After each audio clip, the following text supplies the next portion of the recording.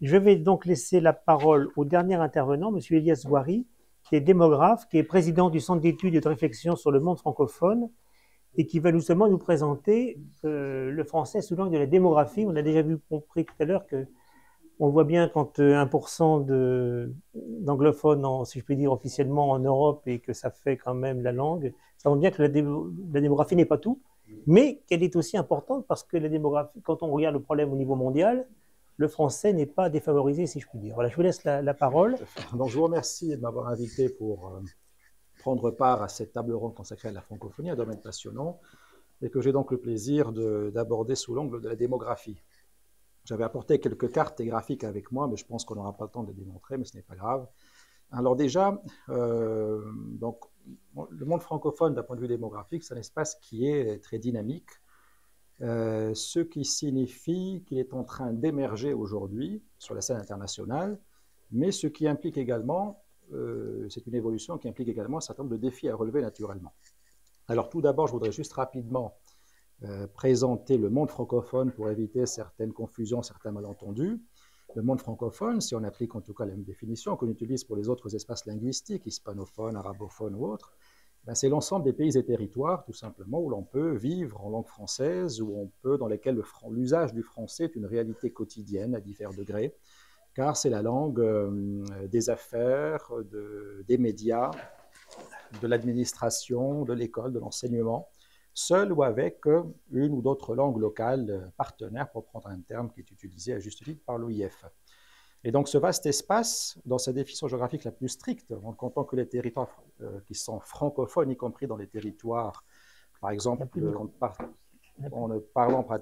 prenant compte, pardon, excusez-moi, en en tenant compte uniquement que des parties francophones, voilà, des pays comme le Canada, par exemple, que le Québec et la portion francophone du Nouveau-Brunswick, ou que la partie francophone de la Belgique ou de la Suisse, et bien, au final, ça nous fait une surface de 16,3 millions de kilomètres carrés, c'est-à-dire une superficie qui est à peu près 4 fois aussi grande que l'Union européenne tout entière.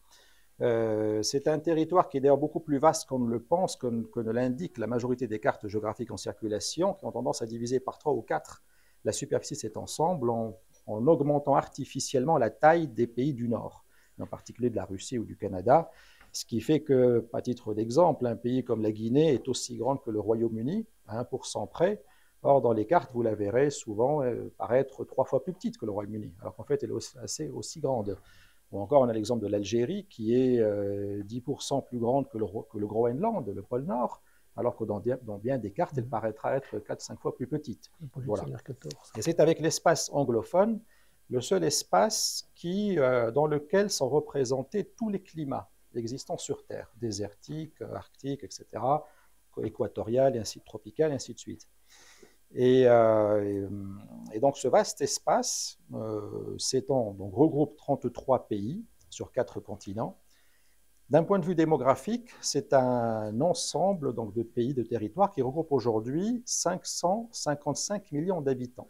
Estimation au 1er janvier 2023, en tenant compte des données publiées par le PRB, qui est un organisme privé américain, qui est une des références mondiales en matière de démographie, qui publie chaque année un rapport au milieu d'année. Donc, si on extrapole de ces données-là, on atteint une population de 555 millions début 2023. Et donc, c'est bien un chiffre qui est différent de celui que l'on entend souvent et qui est présenté par l'OIF et par les médias, qui est celui de 320 millions de personnes.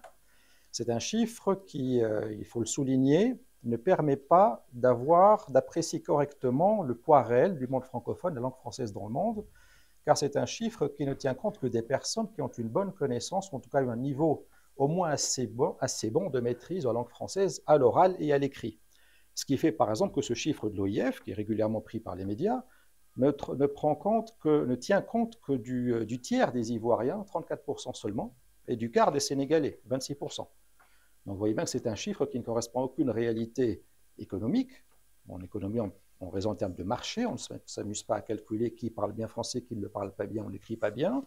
Ça ne correspond à aucune réalité géopolitique, ni même à aucune ou presque aucune réalité sociale, puisque dans tous ces pays-là, où le français est la langue officielle, seul ou avec d'autres, l'ensemble de la population a un usage quotidien de la langue française à divers degrés, pour avoir dans le cadre de ses contacts avec l'administration, extraits de naissance ou autres, pour rédiger, pour recevoir des factures, pour regarder la télévision, lire les journaux, les réseaux sociaux, et ainsi de suite. Voilà, c'est d'ailleurs la raison pour laquelle le MEDEF interfrançais, qui avait organisé en 2021 la première rencontre internationale des entrepreneurs francophones, qui donc des regroupements, des organisations patronales francophones, avait justement pour la première fois mis de côté les chiffres de l'OIF, qui ont leur utilité dans certains domaines, mais qui ont tendance à induire en erreur la société civile pour ne prendre que les chiffres du SINF. C'était en 2021 la première fois. Et donc cet espace qui regroupe aujourd'hui 555 millions d'habitants, c'est un espace qui est très dynamique. C'est l'espace linguistique le plus dynamique au monde, qui croît à un rythme aujourd'hui de 2,1%, estimation 2022, que je viens d'ailleurs de calculer, que je n'ai pas encore publié. Et devant l'espace arabophone, 1,8%. Et cette émergence, donc ce dynamisme démographique qu'on observe depuis quelques dizaines d'années, se traduit par une émergence démographique que l'on observe notamment en constatant que cet espace a multiplié sa population par 4 ou plus depuis 1950. En 1950, l'espace francophone ne représentait que 129 millions d'habitants, contre 555 aujourd'hui. L'espace francophone a dépassé en 2012 l'espace hispanophone, qui regroupe aujourd'hui 471 millions d'habitants, et a dépassé en 2020 l'ensemble de l'Union européenne Royaume-Uni, c'est-à-dire l'Union européenne dans ses frontières avant le Brexit, qui compte aujourd'hui 515 millions d'habitants. Donc, et puis au passage, petite parenthèse, l'espace arabophone a dépassé au cours du premier semestre 2022, toujours d'après les estimations, l'espace hispanophone, 474 début 2023 contre 471 aujourd'hui. Voilà. Et donc cette croissance démographique est portée naturellement par, aujourd'hui surtout par l'Afrique francophone, par l'Afrique en particulier subsaharienne, qui croît à un rythme aujourd'hui à peu près 2,8-2,9% par an. Cette montée en puissance de l'Afrique francophone se traduit notamment à travers, dans le classement des grandes villes francophones du monde, puisqu'aujourd'hui 8 des 10 plus grandes villes francophones du monde sont africaines, dont 7 d'ailleurs sont d'Afrique subsaharienne. Kinshasa a dépassé largement Paris, compte aujourd'hui environ 15 millions d'habitants. On attend d'ailleurs des estimations un peu plus précises à ce niveau-là, contre 11 pour Paris. Il ne cesse de creuser l'écart chaque année. Et donc, mais par contre, cette croissance qui est encore assez forte masque en réalité une baisse de taux de fécondité, du taux de natalité qui en réalité baisse, et ça fait d'ailleurs depuis de nombreuses années que ce taux baisse, puisque le pic en matière de natalité, si l'on prend le cas de l'Afrique subsaharienne francophone, qui est aujourd'hui le moteur de la croissance démographique du monde francophone, le pic de natalité avait été atteint en 1975. Donc ça fait en réalité quelques décennies déjà que la natalité commence à baisser, lentement mais sûrement, avec une petite accélération récemment, alors que dans le même temps, on avait une accélération du rythme de croissance démographique, qui a atteint même un maximum pour l'Afrique subsaharienne, de 3,1% en 2021-2020. Et ce paradoxe s'expliquait tout simplement par l'allongement de l'espérance de vie, donc par la réduction de la mortalité, qui fait qu'aujourd'hui, 3-4 générations peuvent coexister ensemble, et qui fait aussi que de plus en plus de femmes arrivent à l'âge de procréer, et donc de moins en moins décèdent d'un jeune âge ou à l'adolescence, ou encore à l'âge où elles sont capables d'avoir des enfants. Donc, voilà. Or, justement, cette situation paradoxale n'est pas éternelle, bien évidemment, et on vient d'ailleurs, depuis l'année dernière, semble-t-il, de passer à l'étape suivante, c'est-à-dire à la baisse concrète du rythme de croissance démographique de l'Afrique subsaharienne francophone, qui aurait atteint 2,8-2,9% en 2022, donc contre 3 il y a encore 2 ou 3 ans. Et c'est donc dans certains pays, le taux de natalité d'ailleurs connaît une baisse assez importante. Si on prend le cas de la Côte d'Ivoire, on a une baisse d'à peu près 44-45% à peu près depuis 1975. Le taux est encore assez élevé, on est à 4,4 enfants par femme aujourd'hui, mais on était à 7,9 en 1975. Donc le taux est encore peut-être assez élevé, mais c'est très faible par rapport au niveau qui était auparavant. Pareil pour Madagascar, à moins 40%. On est passé de 7,9 7,8 je crois en 1975 de 7,3 en 1975 à 4,4 aujourd'hui. Ça fait pareil, une diminution du même ordre de grandeur que la Côte d'Ivoire. D'ailleurs, il est intéressant de constater que la Côte d'Ivoire est un des pays les plus riches, les plus dynamiques d'Afrique, alors que Madagascar est un des pays les plus pauvres. Ce qu'on voit bien là, c'est un exemple parmi tant d'autres que le développement économique et l'explosion démographique, c'est le développement économique plutôt, n'entrave pas forcément le développement, la croissance démographique rapide n'entrave pas forcément le développement économique, contrairement à ce que prétendent certains commentateurs. Et donc, ce vaste espace, qui rassemble aujourd'hui 555 millions d'habitants, devrait atteindre normalement à peu près les 1 milliard d'habitants ou les dépasser d'ici 2060 environ. Et on dépasse, en creusant d'ailleurs son écart avec les autres espaces linguistiques, que sont l'espace arabophone et l'espace hispanophone, par exemple. Voilà. Alors, cette croissance démographique très importante, naturellement, ça implique un certain nombre de défis. Au niveau alimentation, au niveau développement économique et social, au niveau de l'immigration, ou encore au niveau des menaces que peuvent faire peser sur cet ensemble certaines puissances étrangères qui ont certaines convoitises territoriales, si je peux dire. Non pas, je ne parle pas des convoitises économiques ou sécuritaires, au niveau économique ou sécuritaire. Donc, alors, ce sont des menaces, des défis qu'il convient de relever, donc ces défis représentent des sujets de préoccupation, des sujets d'inquiétude, mais qu'il faut aborder d'une manière rationnelle et sans sombrer dans le catastrophisme ambiant que l'on rencontre souvent dans les médias. Voilà, par exemple, au niveau alimentaire, on entend souvent dire que la croissance en Afrique francophone ou en Afrique de manière générale serait trop rapide, beaucoup plus rapide que la croissance de la production en produits alimentaires de ces pays, que ces pays n'arrivent pas à nourrir cet accroissement de population annuel. Tout cela est totalement faux. Les personnes qui parlent de cette manière ont des connaissances économiques qui datent, qui sont assez anciennes. L'Afrique francophone aujourd'hui se développe assez rapidement. L'Afrique globalement, l'Afrique francophone en particulier, se développe assez rapidement. La croissance agricole croît beaucoup plus rapidement que la croissance démographique. On a l'exemple, je peux prendre l'exemple du Sénégal parmi des dizaines d'autres exemples. On a la production de riz au Sénégal au cours des 10 dernières années a été multipliée par 3, c'est-à-dire une augmentation de près de 200%, alors que la population sur la même période a cru d'environ un tiers, 30-35%. Donc là, c'est un exemple parmi des dizaines d'autres. Il n'y a que, par contre, il y a des exceptions sur le continent africain. Si vous avez des pays qui sont faillis ou qui sont en faillite, en guerre civile ou pour d'autres raisons, là, bien évidemment, ce sont des pays qui ne peuvent pas produire suffisamment pour nourrir leur population. Et justement, lorsqu'on regarde les choses de plus près, on s'aperçoit que la quasi-totalité des pays qui sont dans ce cas de figure en Afrique, aujourd'hui, mais aussi historiquement, sont des pays qui ne sont pas francophones. On a le Soudan du Sud, qui a connu au total, je crois, 40 années de guerre civile à peu près. Ce n'est pas un pays francophone, le Soudan, qui vient de nouveau de sombrer dans la guerre civile. Ce ne sont pas là des attaques djihadistes qui concernent telle ou telle partie du territoire, c'est bien une guerre civile qui consacre la totalité du territoire. Donc l'État est détruit dans tout le pays. Vous avez la Somalie, ce n'est pas un pays francophone, le Zimbabwe non plus. Du côté francophone, il y a peut-être seul pays qui est aujourd'hui dans une situation très délicate, avec un État quasi failli, c'est peut-être la Centrafrique, peut-être, pour laquelle j'ai beaucoup d'inquiétudes.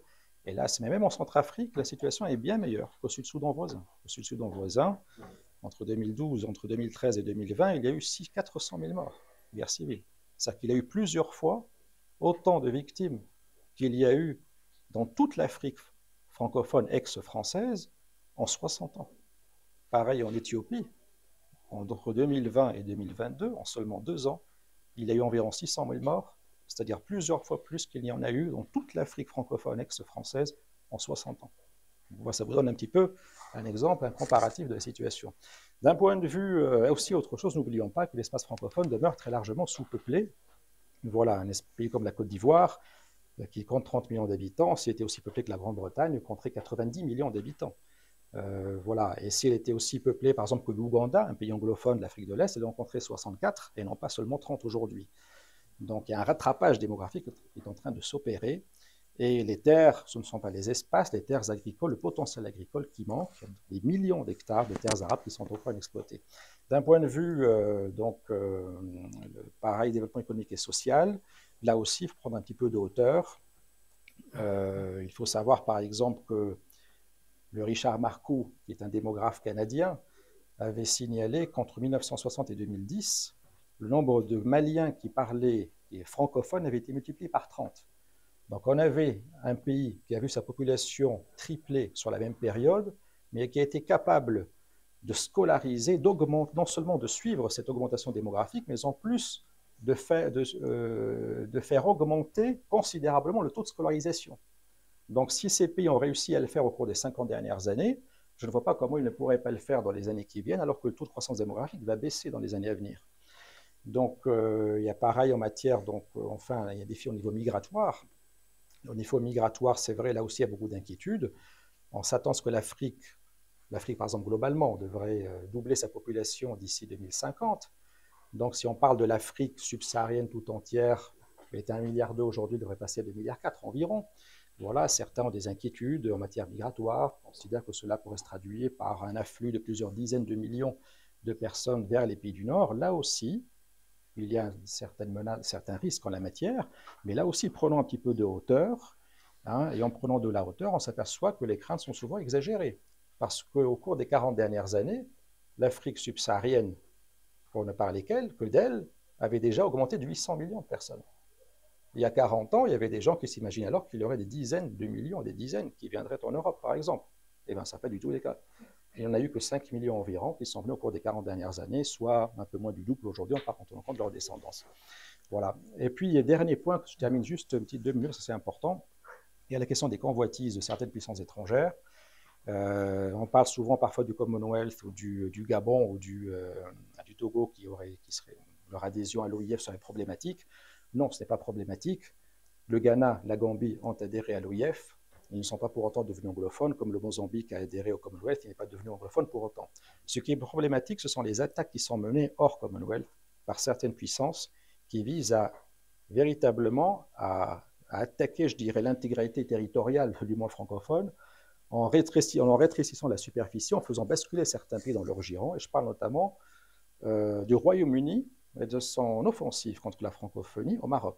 Le Royaume-Uni, j'avais d'ailleurs abordé le sujet dans un article qui était largement répandu, dans l'espace francophone, avait publié en 2021, en avril 2021, un rapport officiel publié par le British Council, donc un rapport gouvernemental qui a été validé, voire commandé par le gouvernement britannique, et dans lequel il y a fait l'éloge à la langue anglaise qui serait présentée pour le Marocain comme un moyen de se développer davantage pour le progrès et la prospérité, contrairement aux Français qui ont travaillé leur développement. Alors, bien, ce document a été massivement relayé dans toute la presse marocaine. Et il faut considérer cela, donc pas à la légère, c'est une véritable attaque, une véritable guerre, si l'on peut dire, contre l'espace francophone, donc contre les Sénégalais, contre les Camerounais, les Centrafricains, les Québécois, les Tunisiens, les Français ou autres. Et en plus, c'est une attaque qui repose sur des arguments totalement fallacieux, totalement faux, puisque le Maroc n'a aucune leçon à recevoir en matière de développement économique et social, puisqu'il dépasse largement tous les autres pays arabophones, anglophones. C'était le seul pays arabe qui dispose d'une véritable industrie automobile, c'est le seul pays arabe africain qui a des trains à grande vitesse, des TGV, avec l'Arabie Saoudite seulement du côté arabe, c'est le champion arabe de l'innovation hors pays pétrolier, c'est le deuxième investisseur sur le continent africain, qui va d'ailleurs dépasser bientôt l'Afrique du Sud. C'est un pays qui compte 56 entreprises parmi les 500 entreprises plus grandes du continent africain, classement Jeune Afrique d'il y a 1 ou 2 mois, alors que l'Égypte, pays arabo-anglophone, en compte que 46, alors qu'elle est 3 fois plus peuplée. Et enfin, l'Afrique francophone est la partie globalement la plus dynamique du continent africain. Toutes les études le montrent, taux de croissance sur 10 ans, sur 20 ans, la plus dynamique de loin d'ailleurs, la moins endettée, la plus stable, et ainsi de suite. Donc tout ça n'est que pure propagande, et donc nous devons être vigilants à ce niveau-là. Voilà.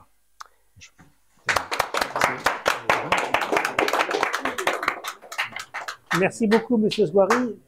Votre propos est particulièrement agréable à entendre, parce que la plupart du temps, quand on parle de francophonie, on le fait toujours avec un ton comment dirais-je, de désolation, en parlant de recul, de régression. Et puis là, vous nous montrez au contraire que non seulement on n'est ni dans le recul ni dans la régression, mais plutôt au contraire dans la progression. Pas du tout, mais c'est la France qui ne joue pas son rôle et qui fait tout pour que les Français ne le savent pas, justement, que nous sommes en réalité un espace très dynamique dans tous les domaines et tout est fait pour que les gens ne le savent pas. Voilà. Au moins, toutes les personnes ici présentes le savent désormais et c'est déjà très bien.